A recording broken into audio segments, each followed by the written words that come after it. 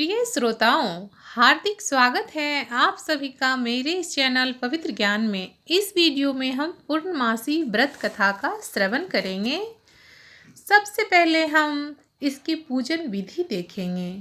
पूजन करने वाला व्यक्ति को प्रातःकाल स्नान आदि से निवृत्त होकर किसी पवित्र स्थान पर आटे से चौकपुर केले का मंडप बना शिव और माता पार्वती की प्रतिमा स्थापित करना चाहिए। तत्पश्चात नवीन वस्त्र धारण कर आसन पर पूर्वाभिमुख बैठकर देश काल आदि के उच्चारण के साथ हाथ में जल लेकर संकल्प करना चाहिए। उसके बाद गणेश जी का आवाहन व पूजन करें। अनंतर वरुण आदि देवों का आवाहन करके कलश पूजन करें। चंदन आदि समर्पित करें। कलश को मुद्रा दिखाएं, घंटा बजाएं, गंध अक्षत आदि द्वारा घंटा एवं दीपक को नमस्कार करें। इसके बाद जो आपको यह स्क्रीन पे मंत्र दिखाया जा रहा है, इस मंत्र का आप उच्चारण करते हुए पूजन सामग्री एवं जल पर छिड़कें। इंद्र आदि अष्टलोकपालों का आवाहन एवं पूजन करें। उसके बाद जो आपको ये स्क्रीन पे मंत्र दिखाया जा रहा है, इस मंत्र का उच्चारण करते हुए शिव जी को स्नान कराएं। जो नीचे मंत्र लिखा हुआ है, उस मंत्र को आप उच्चारण करते हुए माँ देवी पार्वती को स्नान कराएं। इसके बाद पंचोपचार पूजन करें। चंदन अक्षत पुष्प दीप दिखाएं। फिर नैवेद्य चढ़ाकर आचमन कराएं। अनंतर हाथों के लिए उपटन समर्पण करें। फिर सुपारी अर्पण करें, दक्षिणा भेंट करें और नमस्कार करें। इसके बाद उत्तर की ओर निर्माल्य का विसर्जन करके महाअभिषेक करें। अनंतर सुंदर वस्त्र समर्पण करें, यज्ञोपवीत धारण कराएं, चंदन अक्षत और सप्तधान्य समर्पित करें। फिर हल्दी कुमकुम मांगलिक सिंदूर आदि समर्पण करें। भोजपत्र कंठ की माला आदि समर्पण करें। सुगंधित पुष्प चढ़ाएं और धूप दीप भी दिखाएं। दीप दिखाकर नैवेद्य समर्पित करें। फिर हाथ धुलाने के लिए जल छिड़कें, चंदन अर्पित करें, नारियल तथा ऋतु फल भी अर्पित करें। तांबुल सुपारी और दक्षिणा द्रव्य चढ़ाएं। कपूर की आरती करें और पुष्पांजलि दें। सब प्रकार के पूजन करके कथा का श्रवण करना चाहिए। तो आइए अब हम पूर्णमासी व्रत कथा का श्रवण करें। ओम नमः शिवाय। द्वापर युग में एक समय की बात है, यशोदा ने कृष्ण जी से कहा, हे कृष्ण, आप सारे संसार के उत्पन्नकर्ता, पोषक और उसके संहार करता हो। आज ऐसा कोई मुझसे उपाय कहो जिससे करने से मृत्यु लोक में स्त्रियों को विधवा होने का भय न रहे तथा यह व्रत सभी मनुष्यों की मनोकामनाएं पूर्ण करने वाला हो। कृष्ण कहने लगे, हे माता, तुमने अति सुंदर प्रश्न किया है। मैं तुमसे ऐसे ही व्रत को विस्तार पूर्वक कहता हूँ। सौभाग्य प्राप्ति के लिए स्त्रियों को 32 पूर्णमासियों का व्रत करना चाहिए। इस व्रत के करने से स्त्रियों को सौभाग्य संपत्ति मिलती है। यह व्रत अचल सौभाग्य देने वाला एवं भगवान शिव की प्रतिमा प्रति मनुष्य मात्र की भक्ति को बढ़ाने वाला है। यशोदा जी कहने लगी, हे कृष्ण, सर्वप्रथम इस व्रत को मृत्यु लोक में किसने किया था, इसके विषय में विस्तार पूर्वक मुझसे कहो। कृष्ण जी ने कहा, हे, इस भूमंडल में एक अत्यंत प्रसिद्ध राजा चंद्रहास से पालित अनेक प्रकार के रत्नों से परिपूर्ण कातिका नामक एक नगरी थी। वहाँ पर धनेश्वर नाम का एक ब्राह्मण था और उसकी स्त्री सुशीला रूपवती थी। दोनों ही उस समय नगरी में बड़े प्रेम के साथ रहते थे।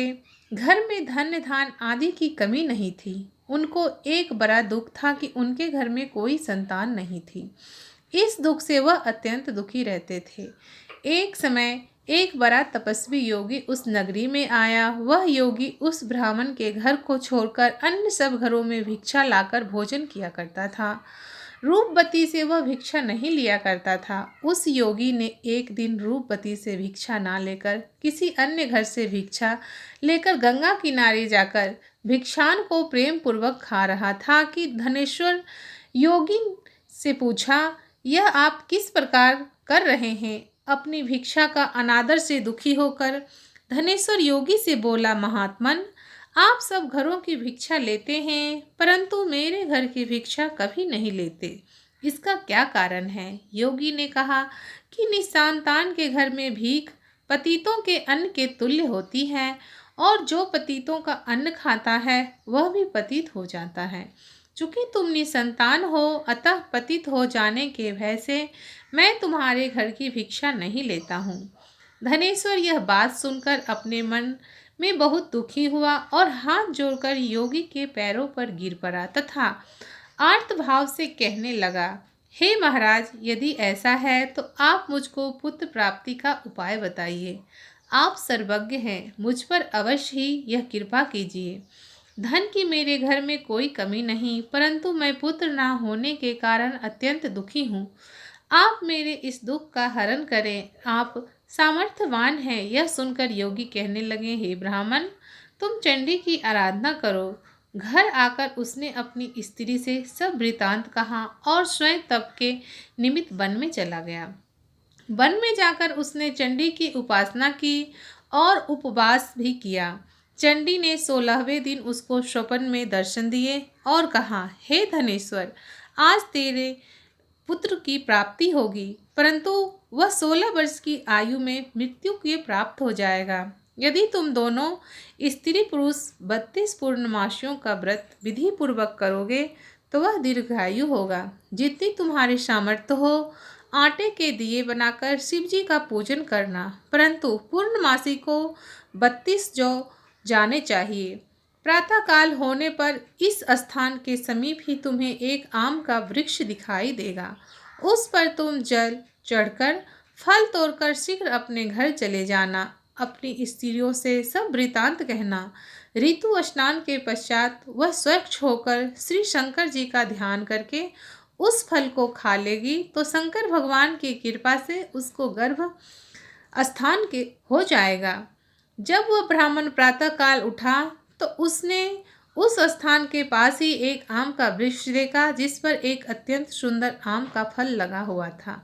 उस ब्राह्मण ने उस आम के वृक्ष पर चढ़कर उस फल को तोड़ने का प्रयत्न किया, परंतु वृक्ष पर कई बार प्रयत्न करने पर भी वह न चढ़ पाया।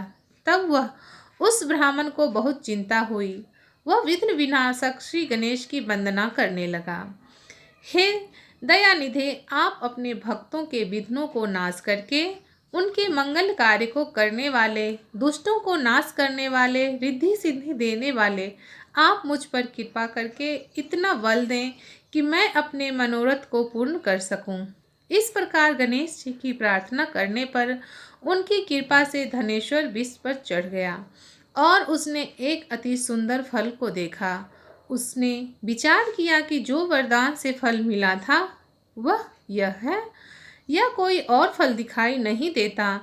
उस धनेश्वर ब्राह्मण ने जल्दी से उस फल को तोड़कर अपनी स्त्री को लाकर दिया और उसकी स्त्री ने अपने पति के कथा अनुसार उस फल को खा लिया और वह गर्भवती हो गई। देवी जी की असीम कृपा से उसे एक अत्यंत सुंदर पुत्र उत्पन्न हुआ जिसका नाम उन्होंने देवीदास रखा। माता पिता के हर्ष और शोक के साथ वह बालक शुक्ल पक्ष के चंद्रमा की भांति अपने पिता के घर में बढ़ने लगा। भवानी की कृपा से वह बालक बहुत ही सुंदर, सुशील और विद्या पढ़ने में बहुत ही निपुण हो गया। दुर्गा जी की आज्ञा अनुसार उसकी माता ने 32 पूर्णमासी का व्रत रखना प्रारंभ कर दिया था जिससे उसका पुत्र बड़ी आयु वाला हो जाए। 16वां वर्ष लगते ही देवीदास के माता पिता को बड़ी चिंता हो गई कि कहीं उनके पुत्र की इस वर्ष मृत्यु न हो जाए। इसीलिए उन्होंने अपने मन में विचार किया कि यदि यह दुर्घटना उनके सामने हो गई तो वह कैसे सहन कर सकेंगे। अस्तु होने उन्होंने देवीदास के मामा को बुलाया और कहा कि हमारी इच्छा है कि देवीदास 1 वर्ष तक काशी में जाकर विद्या अध्ययन करे और उसको अकेला भी नहीं छोड़ना चाहिए। इसलिए साथ में तुम चले जाओ और 1 वर्ष के पश्चात इसको वापस लौटा लाना।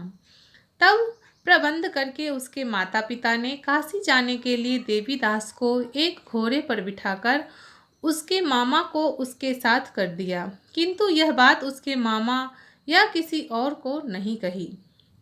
धनेश्वर ने सपत्नीक अपने पुत्र की मंगल कामनाएं तथा दीर्घ आयु के लिए भगवती दुर्गा की आराधना पूर्णमासियों का व्रत करना आरंभ कर दिया। इस प्रकार बराबर 32 पूर्णमासी का व्रत पूर्ण किया। कुछ समय के पश्चात एक दिन वह दोनों मामा और भांजा मार्ग में रात्रि बिताने के लिए किसी ग्राम में ठहरे हुए थे। उस दिन उस गांव में एक ब्राह्मण की अत्यंत सुंदरी, सुशीला, विदुषी और गुणवती कन्या का विवाह होने वाला था।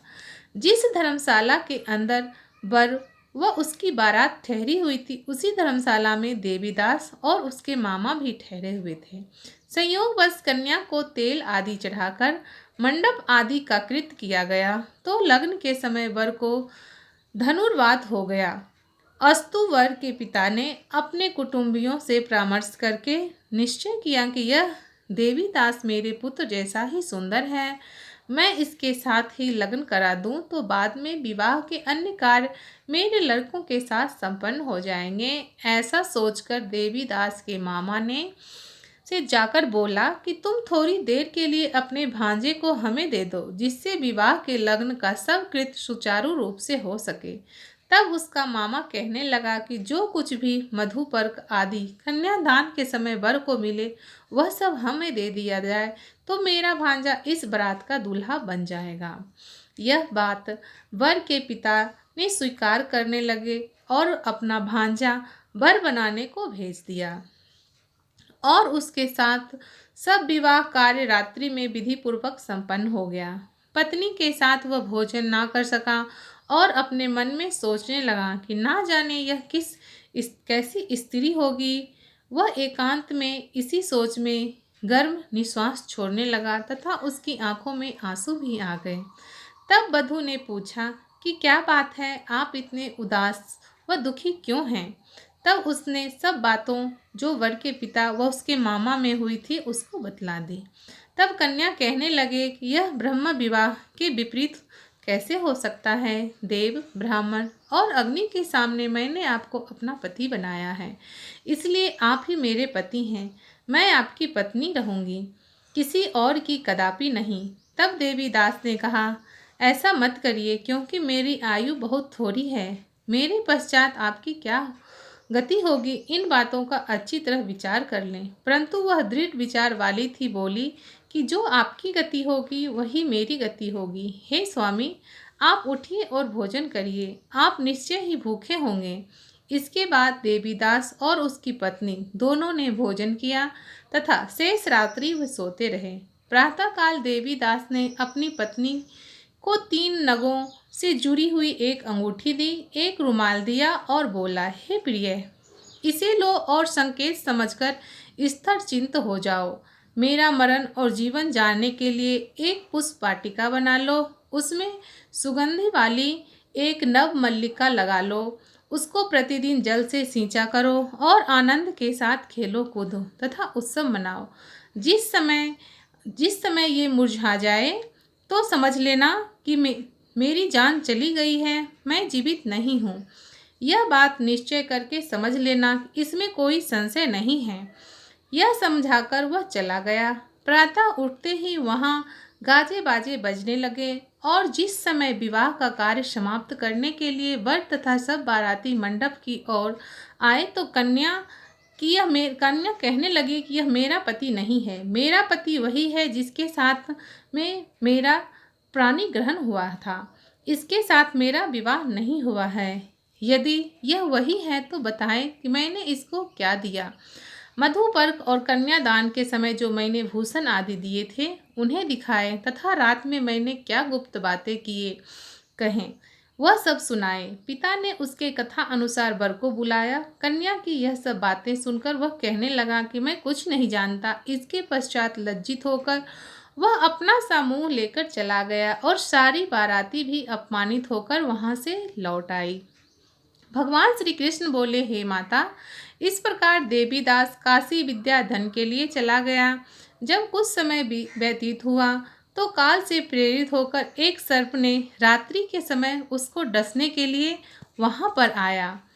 उस विषधर के प्रभाव से उसके सैन्य का स्थान चारों ओर से विष की ज्वाला से विषैला हो गया, परंतु व्रतराज के प्रभाव से उसको काटने ना पाया, क्योंकि पहले ही उसकी माता ने 32 पूर्णिमा का व्रत कर रखा था। इसके बाद मध्याह्न के समय काल वहां पर आया और उसके शरीर को उसके प्राणों से निकालने का प्रयत्न करने लगा, जिससे वह मूर्छित होकर पृथ्वी पर गिर पड़ा। भगवान की कृपा से उसी समय पार्वती जी के साथ श्री शंकर जी वहां आ गए। उसको मूर्छित दशा में देखकर पार्वती जी ने भगवान शंकर से प्रार्थना की, हे महाराज, इस बालक की माता ने पहले 32 पूर्णिमा का व्रत किया था, जिसके प्रभाव से हे भगवान आप इसको प्राण दें। भवानी के कहने पर भक्त वत्सल भगवान श्री शिव जी ने उसको प्राण दे दिए। इस व्रत के प्रभाव से काल को भी पीछे हटना पड़ा और देवीदास स्वयं स्वस्थ होकर बैठ गया। उधर उसकी स्त्री उसके काल की प्रतीक्षा किया करती थी। जब उसने देखा कि उस पुष्प वाटिका में पत्र पुष्प कुछ भी नहीं रहे तो उसको अत्यंत आश्चर्य हुआ, और जब जैसे ही वह हरी भरी हो गई तो वह जान गई कि वह जीवित हो गए हैं। यह देखकर वह बहुत ही प्रसन्न मन से अपने पिता को कहने लगी, पिताजी, मेरे पति जीवित हैं, आप उनको ढूंढिए। जब 16वां वर्ष व्यतीत हो गया तो देवीदास भी अपने मामा के साथ काशी से चल दिया। इधर उसके ससुर ढूंढने के लिए अपने घर से जाने ही वाले थे कि वह दोनों मामा भांजा वहां पर आ गए। उसको आया देखकर उसका ससुर बड़ी प्रसन्नता के साथ अपने घर ले आया। उस समय नगर के निवासी भी वहां इकट्ठे हो गए और सबने निश्चय किया कि अवश्य ही इसी बालक के साथ ही इस कन्या का विवाह हुआ था। उस बालक को जब कन्या ने देखा तो पहचान लिया और कहा, यह तो वही हैं जो संकेत करके गए थे। तदुपरांत सभी कहने लगे कि भला हुआ जो यह आ गया। अब सब नगरवासियों ने आनंद बनाया। कुछ दिन बाद देवीदास अपनी पत्नी और मामा के साथ अपने ससुर के घर से बहुत सा उपहार आदि लेकर अपने घर के लिए प्रस्थान किया। जब वो अपने गांव के निकट आया तो कई लोगों ने उसको देखकर उसके माता पिता को पहले से ही जाकर खबर दे दी कि तुम्हारा पुत्र देवीदास अपनी पत्नी और मामा सहित आ रहा है। ऐसा समाचार सुनकर पहले तो उसे विश्वास नहीं हुआ, किंतु जब और लोगों ने भी आकर इस बात की पुष्टि किया तो उसको बड़ा ही आश्चर्य हुआ। लेकिन थोड़ी देर में देवीदास ने आकर अपने माता पिता के चरणों में अपना सिर रखकर प्रणाम किया और उसकी पत्नी ने अपने सास ससुर के चरणों को स्पर्श किया तो माता पिता ने अपने पुत्र और पुत्रवधू को हृदय से लगा लिया और दोनों की आंखों में प्रेमा आंसू बह चले। अपने पुत्र और पुत्रवधू की आने की खुशी में धनेश्वर ने बड़ा भारी उत्सव किया और ब्राह्मणों को भी बहुत सी दान दक्षिणा देकर प्रसन्न किया। श्री कृष्ण जी कहने लगे, इस प्रकार धनेश्वर 32 पूर्णिमाओं का व्रत के प्रभाव से पुत्रवान हो गया। जो व्यक्ति या फिर जो स्त्रियां इस व्रत को करती हैं वे जन्म जन्मांतर में वैधव्य को दुख नहीं भोगती और सदैव सौभाग्यवती रहती हैं। यह मेरा वचन है, इसमें कोई संदेह नहीं मानना। यह व्रत पुत्र पौत्रों को देने वाला तथा संपूर्ण मनोकामनाओं को पूर्ण करने वाला है। 32 पूर्णिमाओं के व्रत करने से व्रती की सभी इच्छाएं पूर्ण होती हैं। भगवान शिव की कृपा से सारे सुखों की प्राप्ति होती है। सभी प्रेम से बोलो, शिव शंकर भोलेनाथ की जय। हरिओम नमो नारायणाय, हरिओम नमो नारायणाय, हरिओम नमो नारायणाय।